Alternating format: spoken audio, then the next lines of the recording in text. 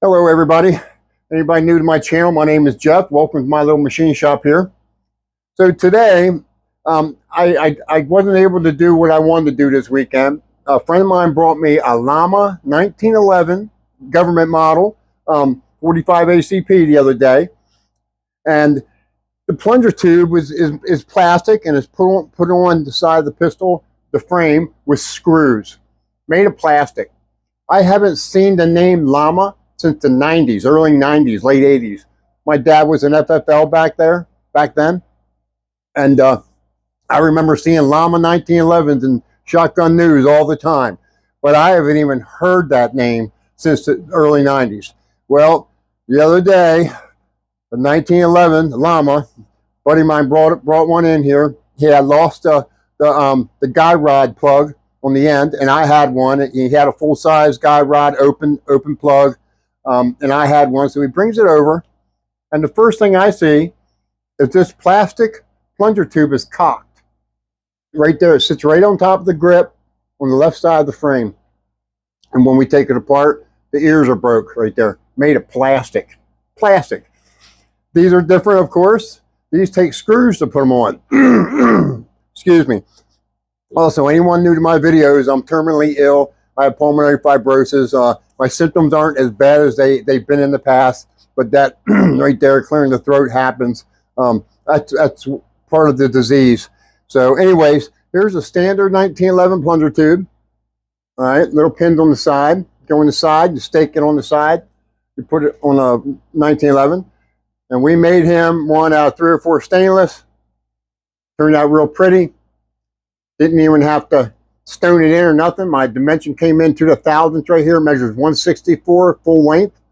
My hole drilled over 1.290 inches. I forgot what the drill bit size was. It's 88 thousandths. Never broke it. A lot of people complain about breaking small drill bits. Well, there you go. Stainless steel 304. Look how straight my hole is. Okay. All right. So that would probably be the most difficult thing a novice, machining novice, would encounter. I think this part would be difficult, period. I did it out of a solid block of 304 stainless.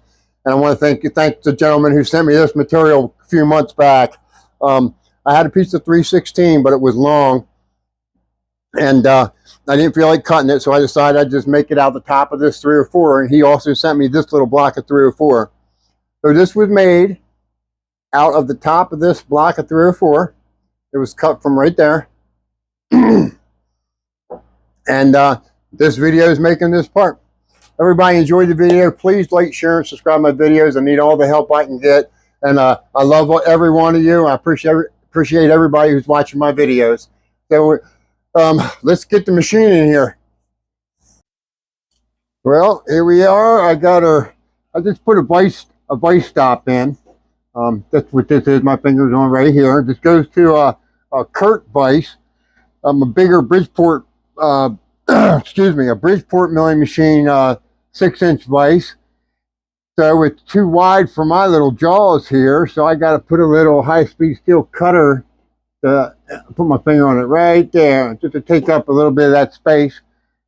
But that's so I can take this in and out, and it locates itself back to 0. Most people are probably familiar with a vice stop or Bridgeport stop. So anyways, I'm just doing my outline. This is 304 stainless. I'm using a high-speed steel 1/4-inch end mill, brand new one. I should be using carbide because of the material, but we're not going to be doing a lot of cutting, and I'm hoping I can get away with this. And we're going slow. Let me turn it up a little bit more. We're spinning around 600. I'm being gentle. Hopefully this high-speed steel will do what I need it to do. So I'm just cutting out a rough dimension right now, my 1911 plunger. And of course we're doing this to replace the plastic broken one.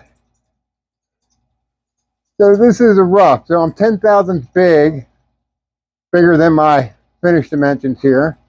That little cutter is doing all right. She's cutting pretty good.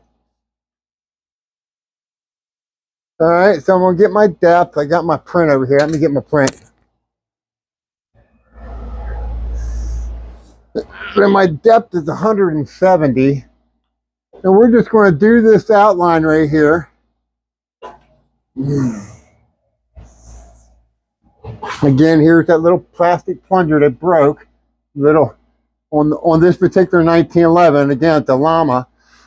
I haven't seen those since the 80s and early 90s.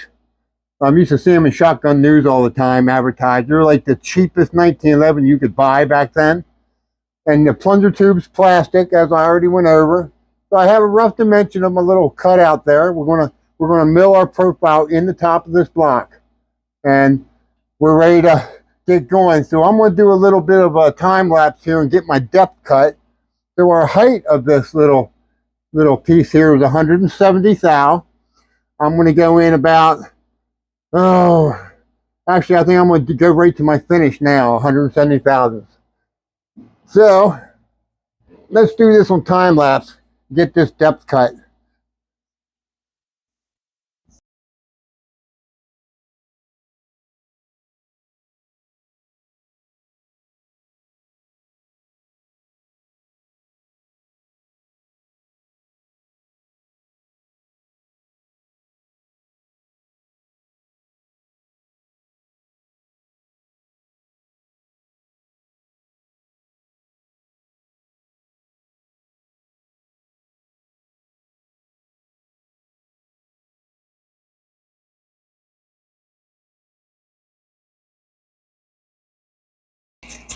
Okay, I thought I'd show you this profile real quick. I think you can see it okay. See it better with the light off or on. Can't really tell. But basically, I started cutting my depth from my ears. So we got the width cut, we got the length cut, and now I'm putting the step in for the ears. The height of the part is 170 thou. So our total depth right here is 170. Now the ears are 100. So I'm going to slowly come down, knock 70 thou off, and our ears are 180 on the Y end from this side. The total depth of the part is 380. The ears are 180. So we're going to go in. Right now I'm sitting at 175, so I'm 5 from finish on that little step right there. So we got 5 on the Y to go in for finish. We're going to go ahead and cut all. We're down to 51 thou now. I got another 20,000 step to do. So let's do that. Let's do that right now. And we'll do that in regular without time lapse. It's only going to be a quickie. So we're going to go back to 690 right in there, 686. I don't think we're at 175. Yeah, I didn't think I couldn't remember. I was watching my last video clip, see where I was. So our depth is 70. There's 70 right there. 70 deep. I'm gonna go ahead and cut our depth first. Now, in fact, I'm gonna do this in 2 passes. Let's just go 100 in. There's 90. That's half. Let's go ahead. The conventional cut. Cutter's cutting against the cutter edge. Little air helps keep it cool as well as remove material, which I should have did back with the AR, so I wouldn't have destroyed it. So anyways, let's go in a little bit, just a little bit. We'll do a climb cut.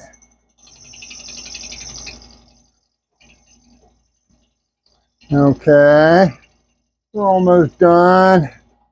The ear depth is there. I'm gonna come back and continue doing climb cuts. Okay, we're 107 deep, 126 deep. We'll do small cuts, being nice on my high-speed steel, 1/4 inch end mill. She's doing a good job. We'll come back, we'll just do another climb, we're almost there. 180 is our total depth. We're at 160 now.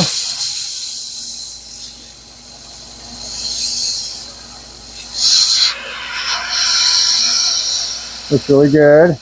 Little burrs there. We'll get off. Stainless steel is, it's some tough stuff. This is 304 again.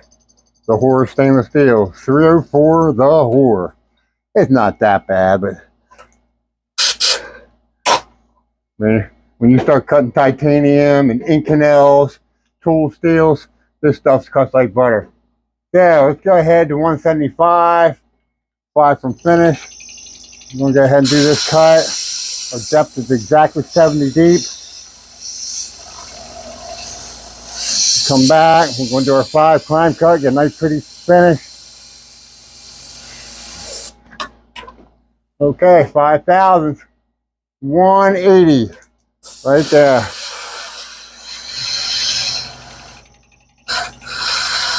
Little squeaking going on. Okay. All right. Just set up on another operation. Okay. So I went ahead and did my center drill, my holes, my ear holes. This one's 400 in from the front. From the back, this one's 300 in. So it's actually 990 because the part's 1,290 long. So 1,290 minus 300 is 990. So that's where we're at right here. So we're going to punch our hole. I already punched this one. Just going to put a little oil in there to help keep the drill bit cool. This is stainless again.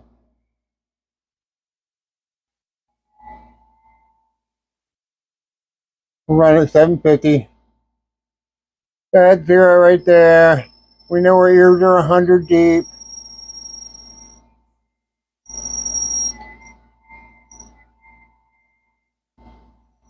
We're already 60 deep.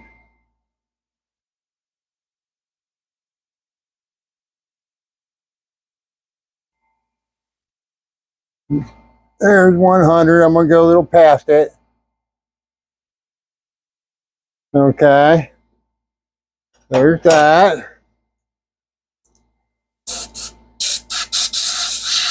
And we'll go back to our other hole, show you where it was. It was at 400 even. There's 427. 400 even right there. It's the exact same depth. Okay, our ear holes are punched. I'd like to relieve those a little bit while I'm here for the depth of the screws. These screws aren't countersunk. There's actually a step hole in there, a little bit bigger. And I got an end mill. It's exactly that size. I think I'm just going to plunge down. Oh, see, at the 100, I think I'm only going to go down about 25 thou. Something like that. Since I'm already here, I'm going to go ahead and do this. So let me shut this off and get the little end mill in. Then we'll do two little counter bores is what they're basically going to be. So let me get this end mill in and we'll counter bore this. And then we'll be ready to turn this up on its side and punch our through hole for our thumb safety and our slide stop plungers. Well, we're ready to pull this out. Our through holes are done. Our little counter bores are done. Yeah, so I got my vice stop in here. I don't think we're going to have to do any more work on the top here. We just now got to do our plunger through holes. The 2 little plungers come out again for your thumb safety and your slide stop. So let's pull this out. And I'll show it to you real quick. Then we'll get the vice cleaned up. There you go. Little hole in for the ears. Now we got to put our plunger hole in here. Then we're going to have to go in and we're going to cut it to width. And we're just going to cut it out of that block. Okay. Me and my okays. I'm going to shut this off. And get set up for the next one. Well, I went in, got my part in place against the slide stop. So my 0 to the back side of the this plunger stayed 0. I came in, I've started my hole, my plunger hole. I'm already about 700 and I'm 800 deep at this point. I figured I'd go ahead and get most of it punched before I did any video of it, because this is going to take a while. We're trying to get a very straight hole And I mean, you gotta take your time here. Again, this is stainless steel, and this is how it is. So we're going slow. We don't want to break a very small drill bit. And I'm going to finish it up in time lapse real quick. Get this done.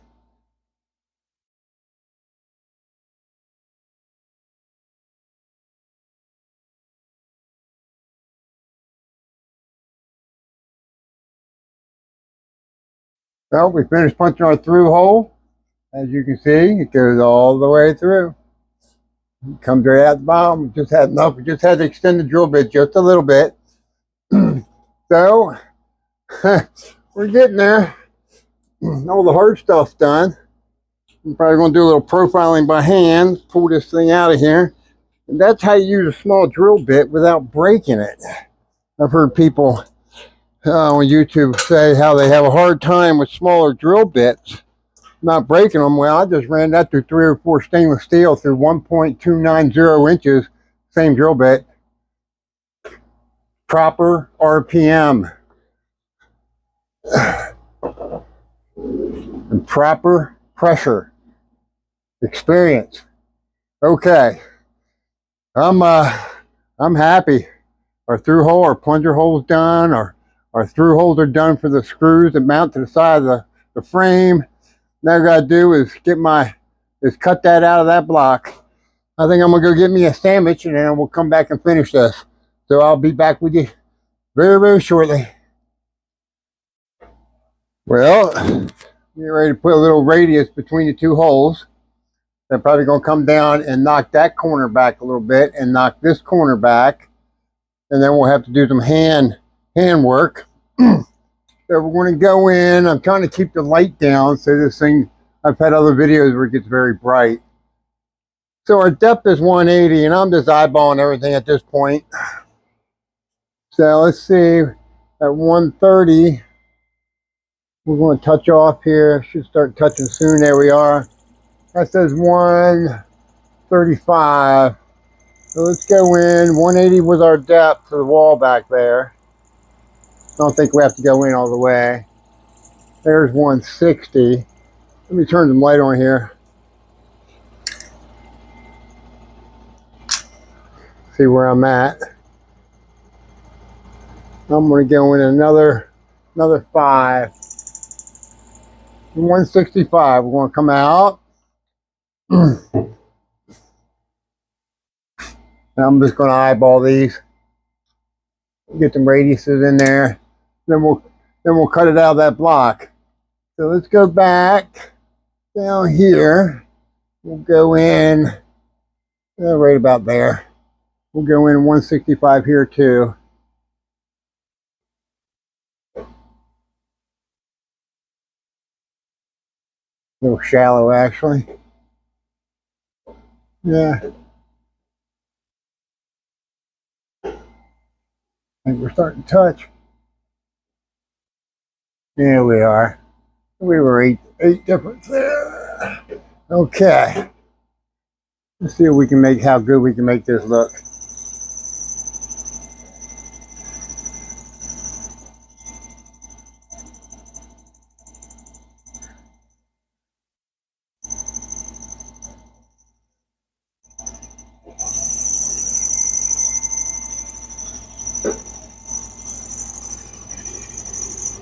And then we gotta go to our depth. So I'm gonna do this depth first. That was 295 to center.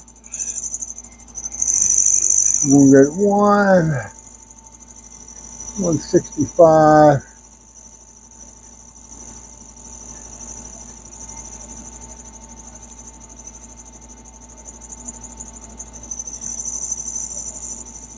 There we are right there. We're gonna come out. We got a nice little radius in there now. I'm gonna play some of this out. I don't have my mask on. Okay. We'll come back out. I'm gonna come back in, plunge that. Make sure that's where it needs to be. 295. Right there. Let's go back in, make sure we got our. There it is right there. Okay. Go back up here. 165. Get our number where we were.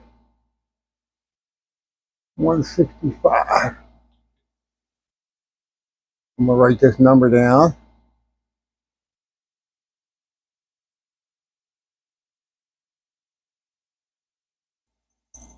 Okay.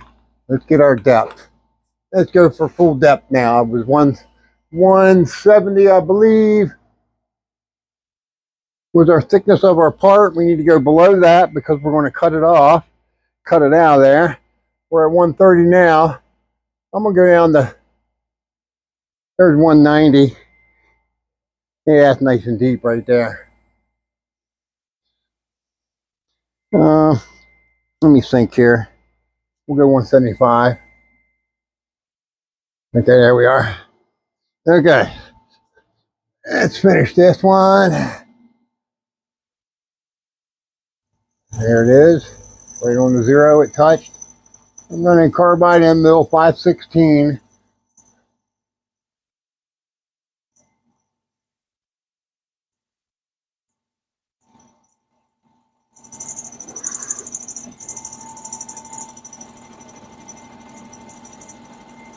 $165 will come out.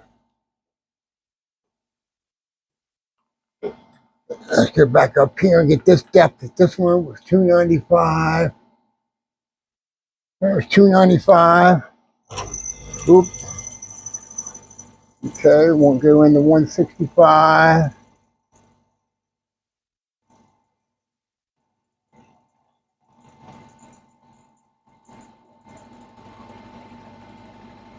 Okay, 165. Back out. Put some stuff off here. I want to go in. That's pretty, right, rather nice. Okay. Let's see. All right, let's just go into 165, and we'll cut slow. Actually, we'll do 100 first.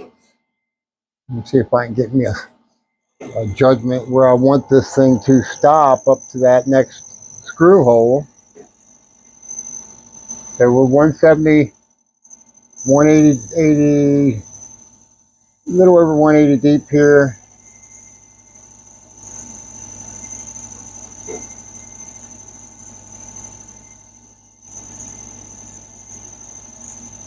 Okay, see where we are right there. I'm eyeballing all this.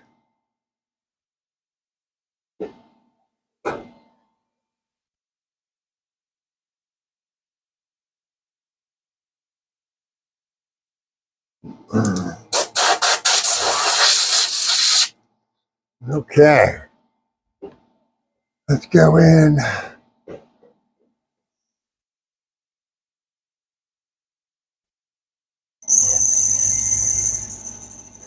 I'm gonna call it right there.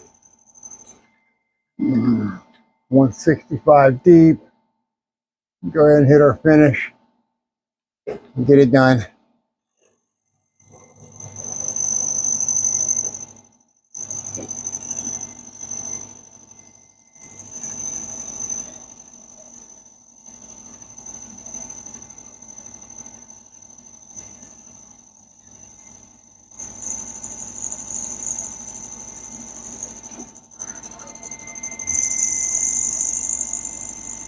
Okay, I think we got it. We do. Hey, I have such a hard time seeing anymore. Let's go. Another 10. 165.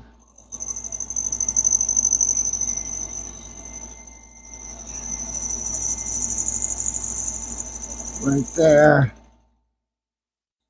How close we are to that.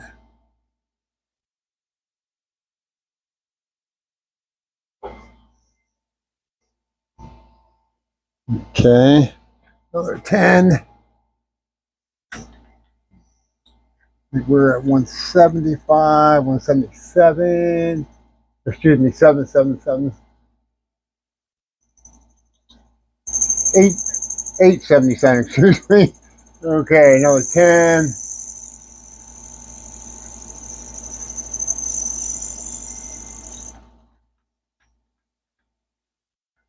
Okay. Make a little cleanup. Things gonna look pretty good. Okay, people. Let's pull this out and get ready to cut this part out of here. Okay, I went down and got a little bit more depth. As you see, I now have it laid in here on its side. I'm getting ready to take a 1/4 inch end mill, and we're going to cut this out of this block. I touched off right to the face of the plunger tube right here, and we're going to come in. It's 170 deep, so I'm going to come in about 200, and we're going to start making passes. This thing is I think it was 380 total width here, from bottom of the ear here to the back side of the plunger tube right there is 380. So we got to plunge in 400, and we're going to cut this out of here. So I'm going to do that on time lapse. Just want to show you where I'm at. We're pretty much finished. I'm going to put it back in before I do anything with these ears, these flats, and we're going to put some champers down along the side of the plunger tube here with a 45 tool. That's probably the last operation before we just start cleaning it up by hand. And we might have to take some stones to it, some diamond files, but we'll make her nice and pretty. Okay, I'm going to get set up, and we're going to do this in time lapse.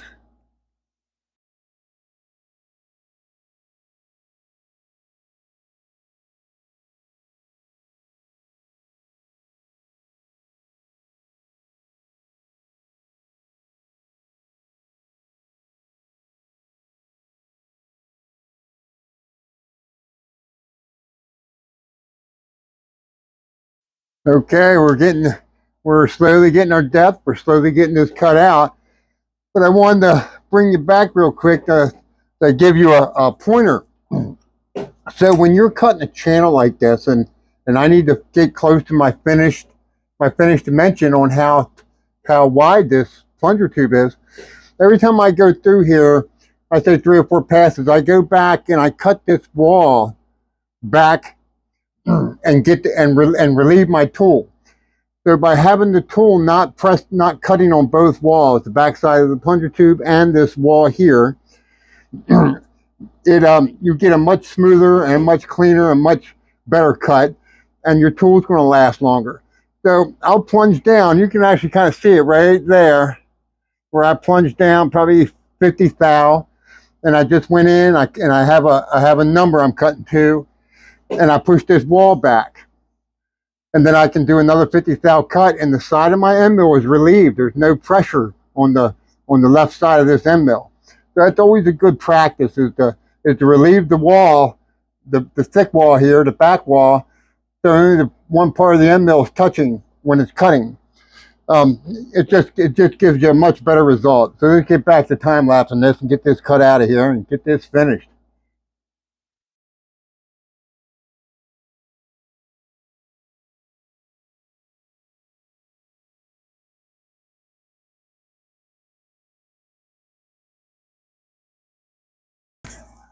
Okay. Yeah, maybe my okays. So here we are. We can probably break it off right now. We're going to do a little stoning on the backside. So I'm going to take this out. I'm going to put the camera back on the bench, and we'll show it to you on the bench. Okay, I'm going to get it out. Oh.